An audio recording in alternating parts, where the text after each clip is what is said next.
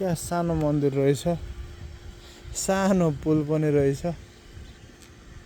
अनि यता यस्तो सानो पोखरी रहेछ, जापानिज भगवान हुनुहुन्छ यहाँ।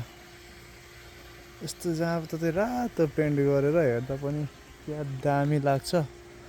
अनि ऊ त्यो माथि त्यो हामी दुईजना भएर आएको छौँ।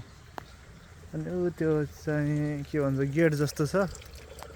अनि यो चाहिँ धेरैवटा छ के, तलदेखि माथिसम्म छ, यता पनि छ। क्या राम्रो रहेछ यो ठाउँ। यस्तो खालको मन्दिरहरू जापानमा जताततै पाइन्छ, हुन्छन्। अझ यो फुल फुल्ने टाइम भएको छैन। यो रातो फुल चाहिँ नोभेम्बरतिर फुल्छ। अहिले चाहिँ नोभेम्बरको फर्स्ट हो, मतलब पहिलो हप्ता, त्यही भएर त्यहाँसम्म फुलेको छैन। जति नोभेम्बरको लास्टतिर चाहिँ एकदम दामी देखिन्छ यो रातो फुल फुलेर। यसलाई म्यापल भन्छ। आजलाई यति नै, हस्त, धन्यवाद।